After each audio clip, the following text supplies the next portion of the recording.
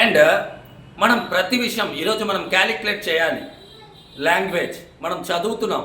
ఇక్కడ మీరు చూసినట్లయితే ప్రతిదీ కూడా అండి, ప్రతి విషయంలో బ్రెయిన్ యొక్క పాత్ర చాలా ఎక్కువ ఉంటుంది. ఈరోజు బ్రెయిన్ సరిగ్గా పని చేయట్లేదు, నాకు మైగ్రైన్ ప్రాబ్లం ఉంది, నేను సరిగ్గా ఆలకించలేకపోతున్నాను, సరిగ్గా నేను ఆలోచించలేకపోతున్నాను, నాకేం గుర్తుండట్లేదు నిన్న జరిగింది ఈరోజు అంటే మన బ్రెయిన్ యొక్క డెఫిషియన్సీ ఉంది అని అర్థం.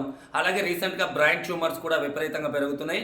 మీ శరీరం మైల్డ్ మోడరేట్ నుంచి సివియర్ ఎసిడిక్లోకి ఫామ్ అవుతుంది అనేది దీనికి కారణం. అండ్ బ్రెయిన్కి కావాల్సినటువంటి vitamin B1, vitamin B2, vitamin B9 and vitamin B12తో పాటు జింక్, ఒమేగా 3 ఫ్యాటీ యాసిడ్స్తో పాటు మనం ఇవ్వాల్సిన అతి ముఖ్యమైనటువంటి మరొక సప్లిమెంట్ కోఎంజైమ్ Q10.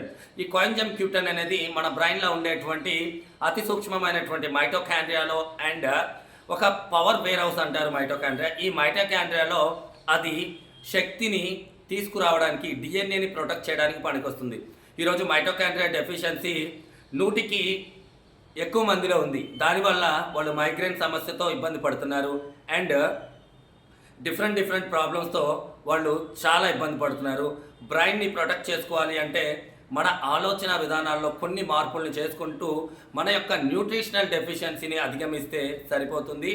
మీ ఆరోగ్యం మీ చేతుల్లో, మీ బిడ్డల ఆరోగ్యం మీ చేతుల్లో.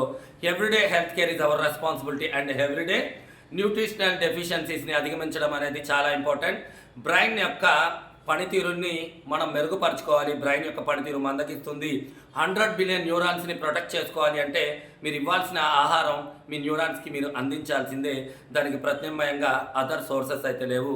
ఈ విషయాన్ని ప్రతి ఒక్కళ్ళు గ్రహించాలి. మీ బిడ్డల్లో ఉన్న న్యూట్రిషనల్ డెఫిషియన్సీని అధిగమించాలి. Thank you very much. Thank you.